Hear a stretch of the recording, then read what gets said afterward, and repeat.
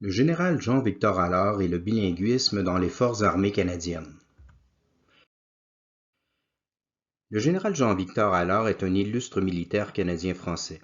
Héros de la Seconde Guerre mondiale, il a été le commandant en chef des forces armées canadiennes de 1966 à 1969. Il a réussi à implanter le bilinguisme dans une institution qui était encore marquée par l'esprit de l'impérialisme britannique. Jean-Victor Allard est né à Sainte-Monique, dans le comté de Nicolet, en 1913. Sa famille n'avait aucune tradition militaire. Son père était un modeste cultivateur qui s'était opposé à la conscription en 1917, comme tous les Canadiens français. Mais Jean-Victor s'est retrouvé orphelin à l'âge de 9 ans. Ses oncles ont pris son éducation en charge. Ils l'ont envoyé au pensionnat du Collège Saint-Laurent à Montréal.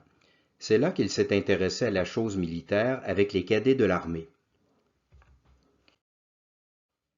Ses tuteurs l'ont ensuite envoyé au Collège catholique de Kitchener en Ontario pour qu'il apprenne l'anglais. Jean-Victor était un garçon cultivé qui appréciait la musique classique, le théâtre et la littérature, mais c'était aussi un bon joueur de hockey. Il avoue dans ses mémoires qu'il s'est un peu enorgueilli de son bilinguisme. Le fait de parler anglais lui donnait l'impression d'être un Canadien français supérieur. C'est malheureusement un réflexe habituel chez les peuples colonisés. Jean-Victor Allard n'avait pas les moyens financiers d'aller à l'université. Il a travaillé pour une compagnie d'assurance-vie à Trois-Rivières. En 1939, il a épousé Simone Piché, la fille d'un entrepreneur forestier de Québec. Ils auront 3 enfants, 2 filles, Michel et André, et un garçon, Ernest. La religion catholique occupait une grande place dans la vie de famille. En 1933, Jean-Victor Allard s'est enrôlé dans la milice à temps partiel. Le Three Rivers Regiment était une unité d'infanterie qui fonctionnait exclusivement en anglais.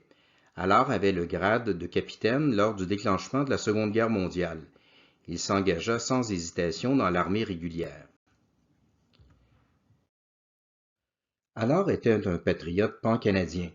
Il se sentait chez lui dans toutes les provinces de la Confédération. Il était démocrate, antifasciste et anticommuniste. Il ne se rattachait pas au nationalisme grouxien, mais il comprenait l'opposition des Canadiens français à la conscription, ce qui scandalisait d'ailleurs ses collègues canadiens anglais. Le Three Rivers Regiment fut cantonné dans la région de Montréal et transformé en unité de chars blindés. Le capitaine Allard fut envoyé en Angleterre pour apprendre la tactique des chars de combat. Il découvrit avec surprise le mépris mutuel qui opposait les métropolitains britanniques aux coloniaux canadiens anglais.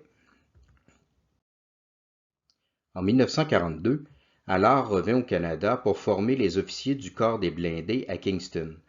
Il avait le grade de major, mais il a vu que certains de ses anciens élèves étaient promus au grade de lieutenant-colonel avant lui. Jean-Victor Allard était carrément victime de discrimination raciale. Le général Harry Crerar, qui deviendra le commandant en chef des troupes canadiennes en Europe en 1944, le lui avoua à demi-mot.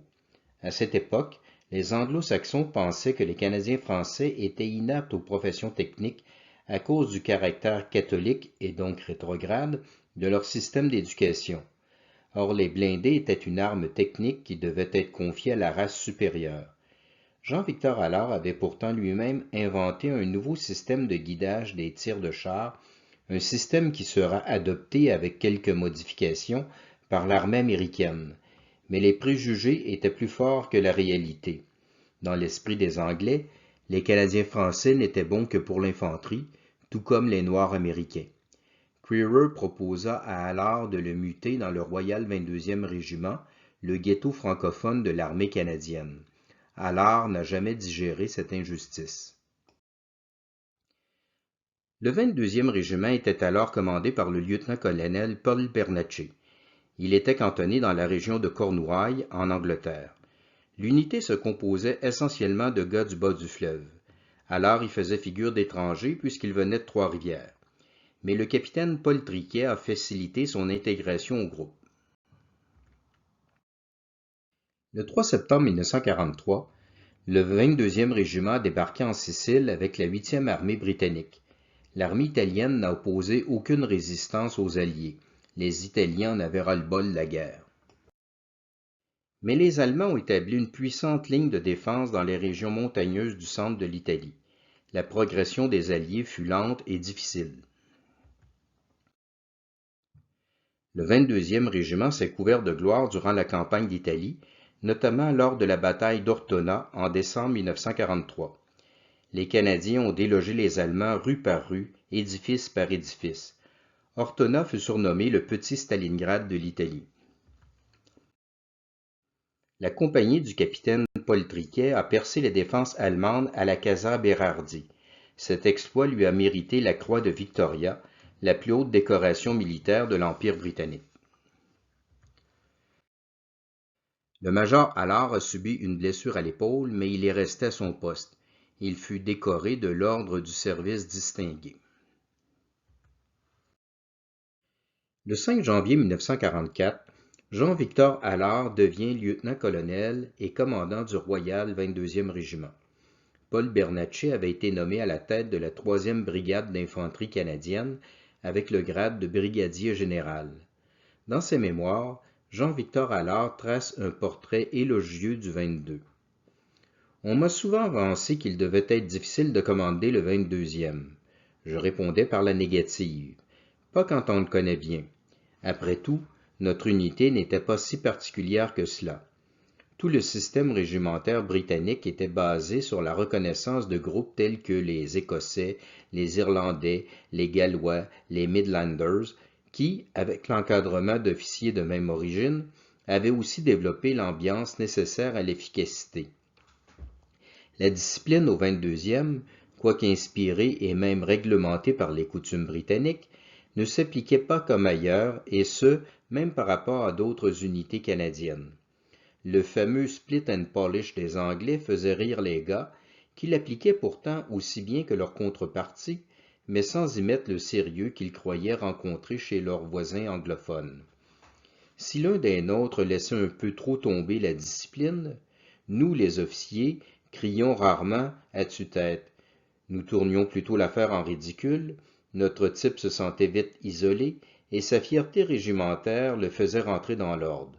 C'était, et c'est toujours, malgré la trivialité que certains peuvent y voir, une des différences. La langue qui transmet le mieux cet esprit, c'est pour nous bien sûr le français du Canada, compris du gaspésien comme de l'albertain. La fierté de commander de tels hommes n'a pas d'égal, car le dévouement et la fierté se lisent sur leur visage. La rançon de cette fierté de commander est la loyauté que les officiers affichent envers leurs hommes. Nous ne sommes pas perçus par la troupe comme des nobles, des possesseurs par droit du savoir et de l'autorité. Les officiers ont plutôt été choisis parmi les leurs parce qu'ils avaient le même esprit qu'eux, qu'ils avaient la compétence et le courage de refuser de s'engager à la légère, qu'ils ne se lançaient que dans les actions, peu importe les risques encourus, auxquels ils étaient eux-mêmes prêts à participer. Cette façon qu'ont les officiers de tout partager et de commander par l'exemple crée une union d'esprit qui a fait et fait toujours la force du 22e. En mai 1944, la première division canadienne participe à la libération de Rome. Le pape Pie XII rend visite aux soldats du 22e régiment et il s'adresse à eux en français. Le lieutenant-colonel Allard est même reçu en audience privée par le Saint-Père. Plus tard, c'est le roi d'Angleterre, George VI, qui inspectera le régiment canadien-français. Le lieutenant-colonel Allard apprenait ainsi à jouer un rôle parapolitique. Après le débarquement de Normandie, l'Italie est devenue un théâtre d'opérations secondaires pour les Alliés. La campagne s'enlisa faute de renforts. Le 22e a livré de durs combats autour de Florence. Le major Gaston Poulain les a décrits dans un ouvrage au titre révélateur « 692 heures d'enfer avec le Royal 22e Régiment ». Jean-Victor Allard constatait que l'état-major était trop souvent insensible à la situation concrète des soldats sur le terrain. Il a subi une seconde blessure, plus grave cette fois. Il a failli perdre la jambe gauche entre deux attaques. Il se détendait en lisant de la poésie. Le 22e régiment a été transféré sur le front du nord-ouest de l'Europe en mars 1945. La première armée canadienne, désormais complètement détachée des forces britanniques, avait pour mission de libérer les Pays-Bas. Jean-Victor Allard est promu brigadier général en sautant par-dessus le grade de colonel. Il commande la 6e brigade d'infanterie, mais il a quitté avec regret les gars du 22 qu'il qualifie de « crème guerrière du Canada français ». La campagne des Pays-Bas n'est guère qu'une opération de nettoyage, mais les Allemands se battent courageusement jusqu'à la fin. Le général Allard a vu les survivants d'un camp de concentration nazi. « N'ayant pas le temps de m'occuper d'eux, écrit-il dans ses mémoires, je leur fais donner des rations et je les remets aux autorités civiles. Mais quelle vision d'horreur m'est restée de ce jour. » Les Allemands déposent les armes le 5 mai 1945. La noblesse des vaincus impressionne le général Allard. Les Allemands ont perdu leur arrogance, mais ils ont conservé toute leur discipline. Jean-Victor Allard n'a pas songé à retourner à la vie civile après la guerre. En 1945, il devient attaché militaire de l'ambassade canadienne à Moscou. Il apprend le russe pour lire les publications militaires soviétiques. Le grec et le latin qu'il avait étudié au collège ont facilité son apprentissage du russe. Le bon vieux cours classique québécois avait des qualités, souligne-t-il dans ses mémoires. Lors d'une réception diplomatique, un colonel soviétique essaya d'enivrer le général Allard pour lui soutirer quelques informations. On a levé plusieurs verres de vodka en l'honneur des héros de l'armée rouge.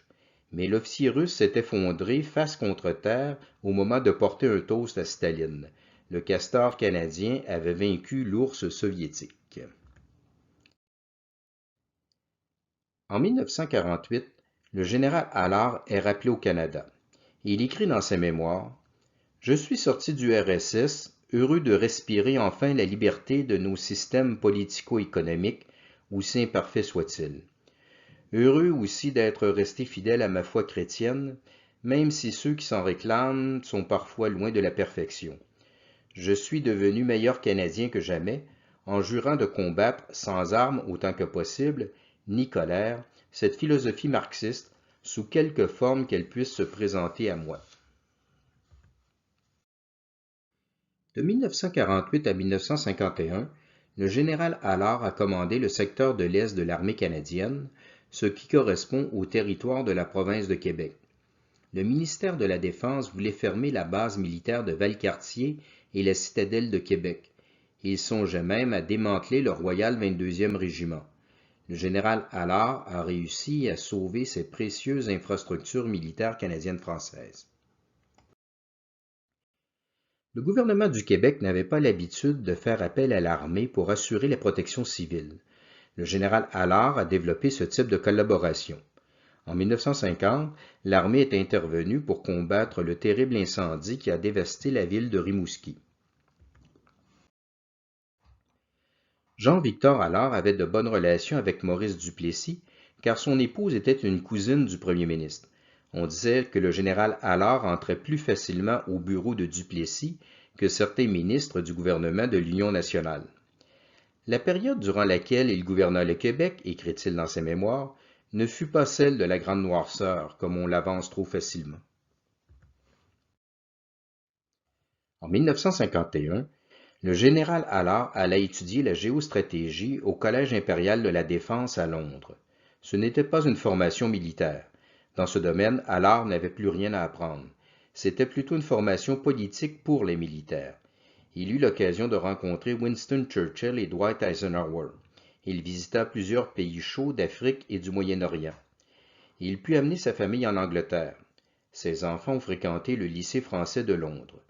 Jean-Victor Allard avait été plutôt anglophile dans sa jeunesse, mais il se ralliait maintenant au nationalisme canadien-français. Les généraux canadiens-français qui s'étaient illustrés dans la Seconde Guerre mondiale et qui poursuivaient leur carrière militaire, soit Paul Bernatchez, Dollard Ménard, Jean-Victor Allard et Jacques Dextraz, voulaient franciser l'armée canadienne.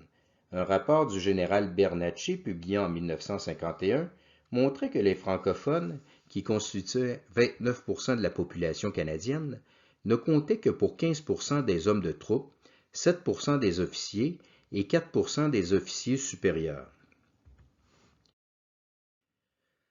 Un grand coup fut donné en 1952 avec la fondation du Collège militaire royal de Saint-Jean-sur-Richelieu.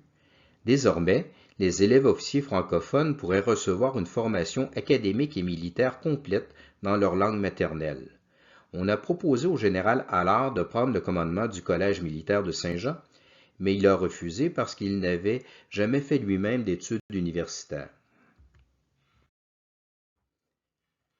Au même moment, le général Dollard-Ménard, le héros de Dieppe, ordonnait à tous les officiers qui servaient sur le territoire du Québec de rédiger leurs ordres exclusivement en français. Jusqu'alors, les militaires francophones communiquaient par écrit entre eux dans la langue anglaise. Le Canada participait à la guerre de Corée de 1950 à 1953. La brigade canadienne était intégrée avec une brigade britannique et une brigade australienne dans la division du Commonwealth, qui était naturellement commandée par un major général britannique. L'impérialisme britannique survivait encore. En janvier 1953, le général Allard a pris le commandement de la brigade canadienne. L'intensité des combats avait diminué. Les diplomates négociaient déjà un cessez-le-feu. Mais les Chinois menaient encore des attaques de nuit dans le No Man's Land. Les habiles manœuvres du général Allard les ont convaincus de se tenir plus tranquilles. Le général Allard a également contribué à instruire et à entraîner l'armée sud-coréenne. Le commandant britannique de la division du Commonwealth voulait signer l'accord de cessez-le-feu au nom des 3 pays membres. Le général Allard a réclamé et obtenu le droit d'apposer sa signature en tant que représentant du Canada pour affirmer la souveraineté de son pays.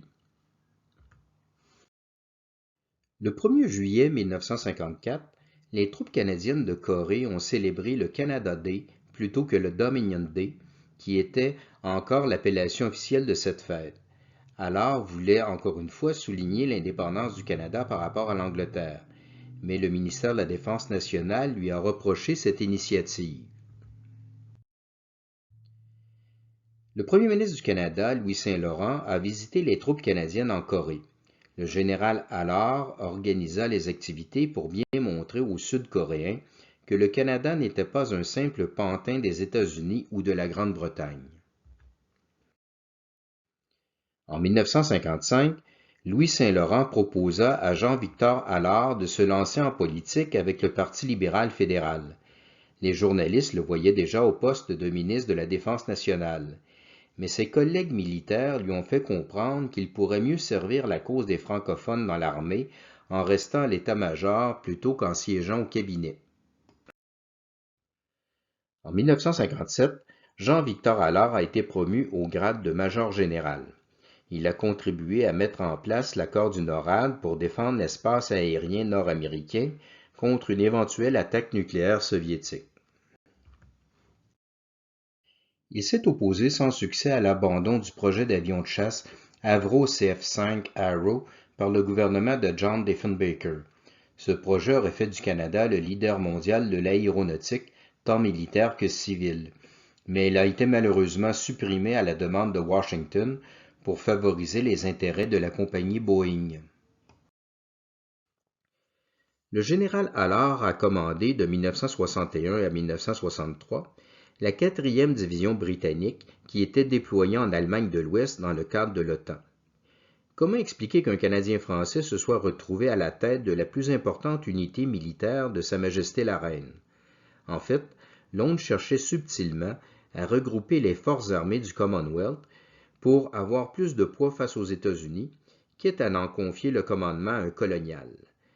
L'agonie d'un impérialisme britannique se prolongeait indûment. Allard comprenait le stratagème, mais il a néanmoins accepté la tâche. Le Canada n'est toutefois pas tombé dans le piège. Les forces armées canadiennes s'établiront au sud de l'Allemagne, sur la base de l'Aar, qui venait d'être abandonnée par la France à la suite de son retrait de l'OTAN en 1966, plutôt qu'au nord de l'Allemagne où se trouvaient les forces britanniques. Les Britanniques ont beaucoup de respect pour la tradition. Leurs régiments de blindés ont ainsi conservé le nom de cavalerie. Pour respecter la tradition, les tankistes devaient se lever à 5 heures du matin pour inspecter leurs véhicules, comme les anciens cavaliers le faisaient pour nourrir leurs chevaux. Le général Allard a supprimé cette vénérable tradition à la grande joie des soldats britanniques. Jean-Victor Allard aimait la culture classique. Il a profité de son séjour en Allemagne pour assister au festival d'opéra de Richard Wagner à Bayreuth. Il avait oublié la germanophobie du temps de guerre. Il écrit dans ses mémoires « Il faut cesser de jouer le rôle d'occupant pour nous lier avec la population civile en lui faisant plutôt voir l'aspect solidarité de notre présence. L'Allemagne m'a marqué à jamais. Quant au peuple qui l'habite, il m'a rempli d'admiration à cause surtout de la culture qu'il a su donner en partage au monde. » De retour au quartier général d'Ottawa en 1964, Jean-Victor Allard s'est penché sur les mesures de protection civile à prendre en cas de guerre nucléaire. Il a conclu qu'il n'y avait pas vraiment moyen de se défendre contre une attaque nucléaire stratégique sur les villes. Le Canada, comme tous les pays de l'OTAN, adhérait à la doctrine américaine surnommée MAD, Mutual Assured Destruction, selon laquelle aucune puissance ne pourrait remporter une guerre nucléaire généralisée. C'était le fondement de la dissuasion nucléaire qui devait empêcher une guerre ouverte entre les blocs de l'Est et de l'Ouest. Mais le général Allard estimait que l'armée canadienne devait se doter d'armes nucléaires tactiques. Ce sont des bombes atomiques de moins de puissance que l'on utilise contre les troupes ennemies et non pas contre les populations civiles. Selon Allard, le Canada ne devait pas renoncer à ce type d'armes au nom d'une idéologie pacifiste antinucléaire. L'efficacité des forces canadiennes dans le cas d'un conflit classique en Europe en dépendait. À défaut, l'armée canadienne ne pourrait jouer qu'un rôle d'auxiliaire sur le champ de bataille, ce qui réduirait évidemment le poids politique et militaire du Canada dans l'OTAN.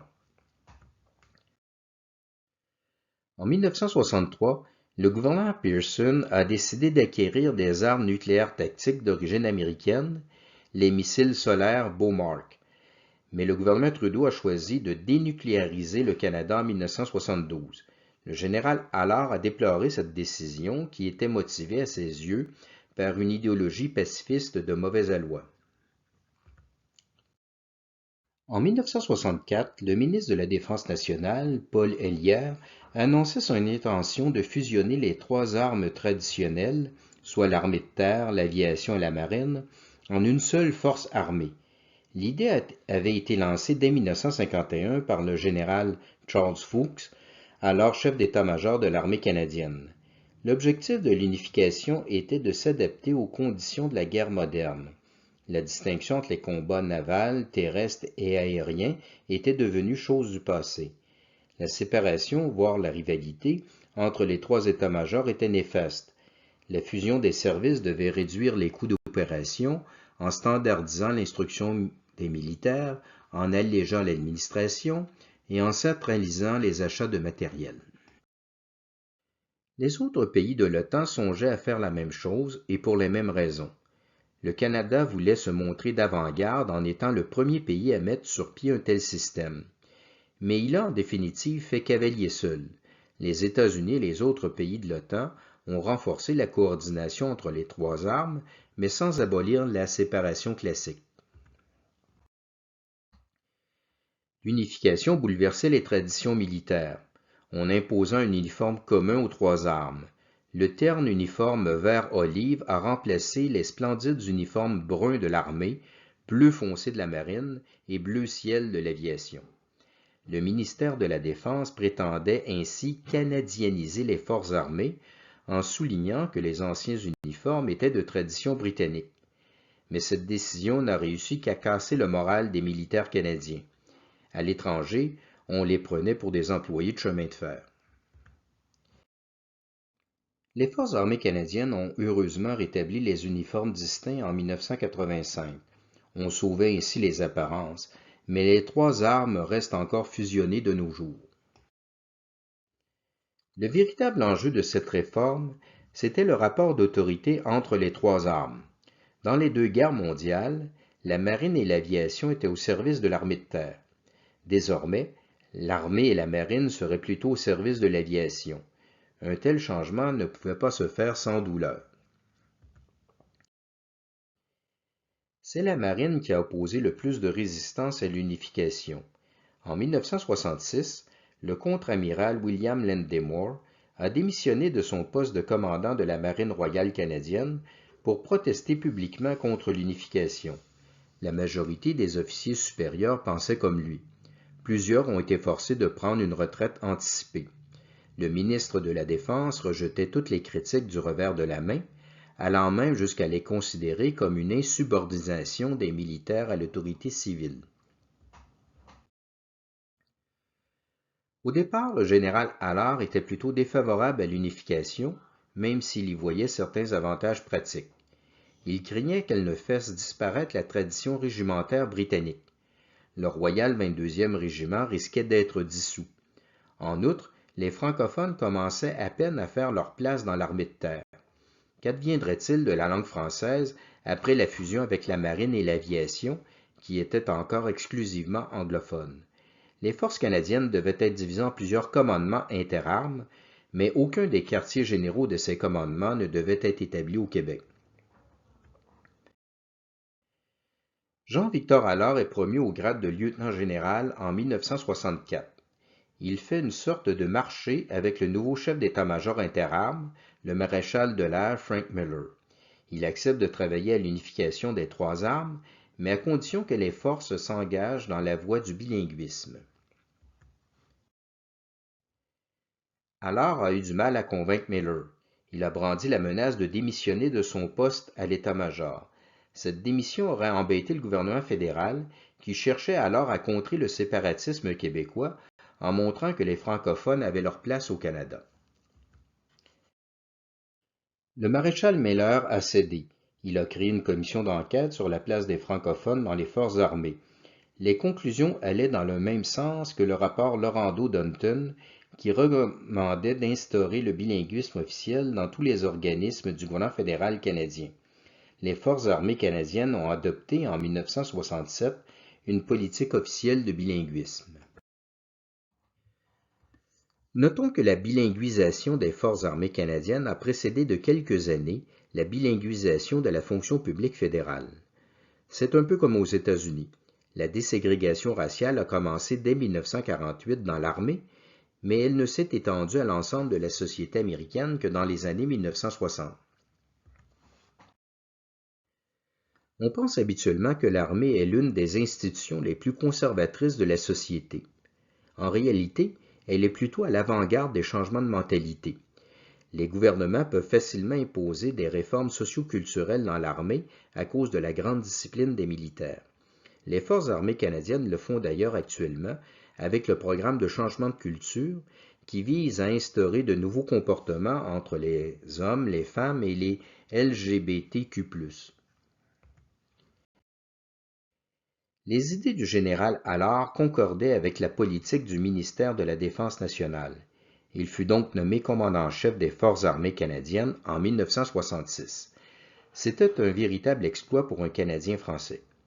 Le général Allard avait certainement les qualités requises pour occuper cette haute fonction, mais il faut admettre qu'il a profité d'un contexte politique favorable. Aurait-il obtenu ce poste sans la montée du séparatisme québécois? Plusieurs militaires anglophones ont reproché au général Allard de s'être vendu aux politiciens pour accomplir la sale job de l'unification. C'était un peu vrai, mais Allard le fit pour atteindre un objectif supérieur, la bilinguisation des forces armées canadiennes. Il faut dire que les adversaires de l'unification provenaient souvent des milieux francophobes. Ce sont les mêmes qui s'opposaient à l'adoption du nouveau drapeau canadien, l'unifolié, et à la loi sur les langues officielles. Le général Allard devait supprimer 2 régiments de l'armée régulière à cause des coupures budgétaires. Il a choisi les Canadian Guards et le Queen's Own Rifle, dont les noms se rattachaient clairement à l'impérialisme britannique. Et il admet dans ses mémoires que ce n'était pas un hasard.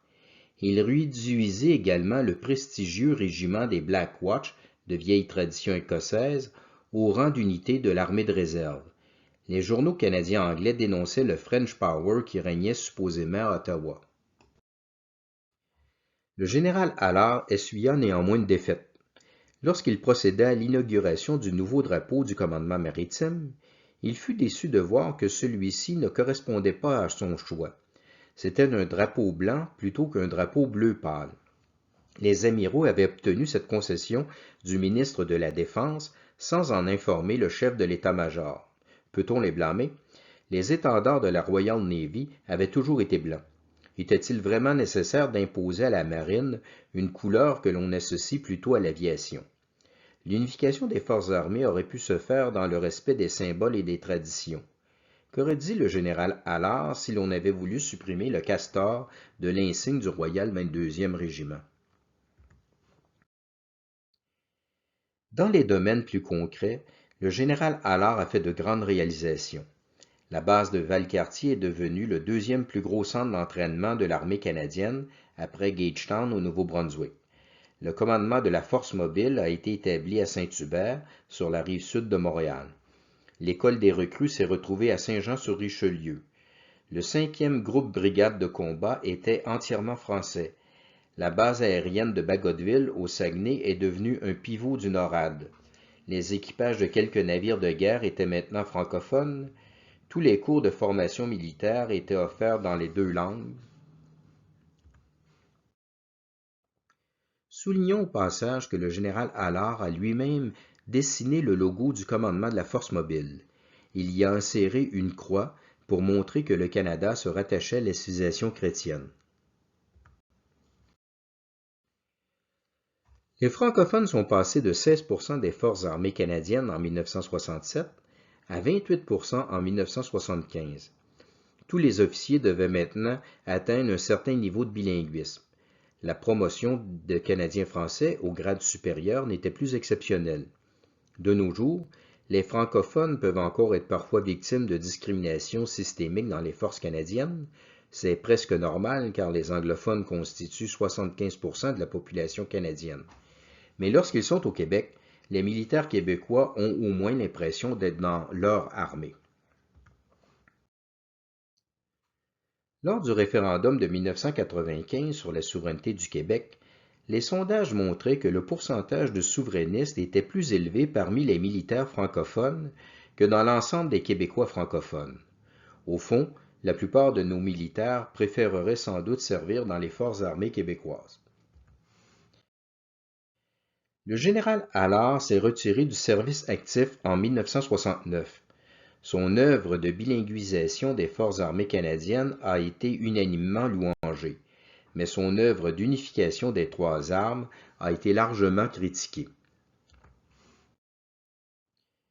Au fil de sa carrière, le général Allard a reçu plusieurs décorations: l'Ordre du Canada, l'Ordre national du Québec, la Légion d'honneur et même l'Ordre des Chevaliers de Malte qui est attribué à ceux qui ont bien servi l'Église catholique. Jean-Victor Allard ne pouvait toutefois pas rester inactif à l'âge de 56 ans. On lui a offert un poste dans le corps diplomatique canadien, mais il a préféré servir l'État québécois. Le gouvernement unioniste de Jean-Jacques Bertrand l'a nommé délégué général du Québec à New York. Mais il a démissionné lorsque le sous-ministre des Affaires intergouvernementales du Québec, Claude Morin, qui deviendra plus tard ministre dans le gouvernement péquiste de René Lévesque, lui a demandé d'établir des relations diplomatiques avec l'Afrique francophone en passant par-dessus la tête du ministère canadien des Relations extérieures. Allard était un nationaliste canadien-français et un autonomiste québécois, mais il restait fédéraliste. Il avait été scandalisé par le fameux Vivre le Québec libre du président français Charles de Gaulle en 1967. Le général Allard était connu du grand public. On l'interviewait souvent à la télévision. Les libéraux fédéraux et provinciaux ont tenté de l'attirer en politique. Allard aimait bien Louis Saint-Laurent et Jean Lesage, mais il détestait Pierre-Éliott Trudeau, qui lui paraissait trop gauchiste, voire philo-soviétique. Trudeau a réduit considérablement les budgets de la défense nationale. Il songeait même à retirer le Canada de l'OTAN. Le général Allard a rédigé un rapport, évidemment défavorable, à ce projet. Dans les années 1970, la rumeur prétendait qu'il pourrait prendre la direction de l'Union nationale. Il semble que René Lévesque ait également tenté de l'attirer au Parti québécois. Mais Jean-Victor Allard n'aurait probablement pas fait un bon politicien. La vie politique convient mieux aux finesseries des avocats qu'au tempérament parfois trop cassant des militaires.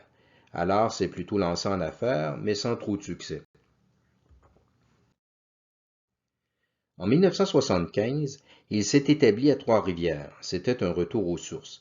Il fut nommé colonel honoraire du 12e régiment blindé du Canada et de son unité de réserve située à Trois-Rivières. Durant la campagne référendaire de 1980, René Lévesque a fait une bourde en qualifiant les forces armées canadiennes de soldats d'opérette. Mais il faut remettre la déclaration dans son contexte. Les fédéralistes affirmaient qu'un Québec souverain ne pourrait pas se doter d'une armée digne de ce nom. Lévesque répondait que la petite armée canadienne n'avait pas beaucoup de poids sur la scène mondiale, et il avait objectivement raison. Il critiquait la taille des forces canadiennes et non pas la compétence des soldats canadiens. Le premier ministre connaissait la chose militaire puisqu'il avait été journaliste de guerre en Europe et en Corée. Mais la formulation était maladroite et même insultante pour les militaires québécois qui servaient dans les forces canadiennes et qui auraient été appelés à former une armée québécoise après l'indépendance. Jean-Victor Allard s'engagea dans la bataille référendaire du côté fédéraliste pour défendre l'honneur des unités francophones de l'armée canadienne. Les souverainistes prétendaient qu'une armée québécoise pourrait participer adéquatement aux missions de l'OTAN, du NORAD et de l'ONU avec un budget annuel de 165 millions de dollars. Le budget de la Défense nationale du Canada était alors de 4 milliards par année. Allard faisait un calcul simple. Le Québec comptait pour 25% de la population canadienne. Son budget de la défense devrait donc s'élever à environ 1 milliard par année. C'était le niveau des dépenses militaires de la Norvège ou de la Suède, des pays d'une taille comparable au Québec. Les souverainistes savaient que le général Allard avait raison, mais ils avançaient le chiffre farfelu de 165 millions pour prouver que l'indépendance était rentable. Stratégie électorale oblige. L'ancien brigadier général Dollard Ménard, le héros de Dieppe, était pour sa part souverainiste. Il a engagé une polémique avec le général Allard. Les journaux ont parlé de la bataille des généraux. Les deux hommes avaient été des compagnons d'armes non seulement contre l'Allemagne nazie, mais aussi pour la promotion des francophones dans l'armée canadienne. Il était triste de les voir maintenant se déchirer sur la place publique. Mais il faut se rappeler que le référendum de 1980 a soulevé beaucoup d'émotions et donné lieu à beaucoup d'abus de langage de part et d'autre. Les convictions fédéralistes du général Allard se sont ensuite atténuées. En 1983, il a mené une petite enquête personnelle sur la place du français dans les forces canadiennes. Voici ce qu'il écrivait dans ses mémoires, publiés en 1985. À ma grande déception, je constate, malgré une amélioration certaine, que ce que j'avais mis sur pied est en train de s'effriter et de disparaître. Je note qu'un grand nombre des officiers à Valcartier sont anglophones. Nous les retrouvons à beaucoup trop de postes importants dans ces unités qui étaient censées servir à développer le potentiel des francophones. En ce qui concerne la marine, presque rien n'a été fait à ce jour. L'aviation se situe à peu près à mi-chemin entre l'armée et la marine. Bien sûr, et c'était certainement louable, plusieurs anglophones ont appris le français. Mais il semble que dans bien des cas, des cadres francophones formés ont tout simplement été mis de côté pour faire place aux anglophones qui venaient d'apprendre le français. Sa conclusion est étonnante. Durant le référendum de 1980, je me suis tenu du côté des fédéralistes. Pourtant, sur certains points, entre autres sur celui du respect intégral de notre entité francophone, j'étais, et je suis toujours, assez près des séparatistes. Car si la situation actuelle se poursuit, aussi bien dans les forces qu'ailleurs, je regrette infiniment de dire que le Québec n'aura probablement pas d'autre choix que de suivre sa propre voie. Le général Allard a été profondément choqué par la fermeture du Collège militaire royal de Saint-Jean en 1994. Il a qualifié cette décision de honte nationale. Aurait-il voté oui au référendum de 1995? Peut-être, mais je n'ai pas pu trouver d'informations à ce sujet. Jean-Victor Allard est décédé le 23 avril 1996, à la veille de ses 83 ans. Il a été l'un des grands chefs militaires canadiens-français du 20e siècle, avec les Thomas Tremblay, Georges Vanier, Paul Bernatchez, Dollard Ménard, Jacques Dextraz, Roméo Dallaire et quelques autres. Il s'est battu contre les Allemands, les Chinois, les Soviétiques et même, d'une certaine manière, contre les Canadiens anglais. On a donné son nom au manège militaire du régiment de Trois-Rivières, au centre d'instruction des recrues de Saint-Jean-sur-Richelieu et à 2 rues des villes de Trois-Rivières et de Québec. Le général Jean-Victor Allard a été un grand soldat, un grand patriote et un grand chrétien. Salutations patriotiques et union de prière.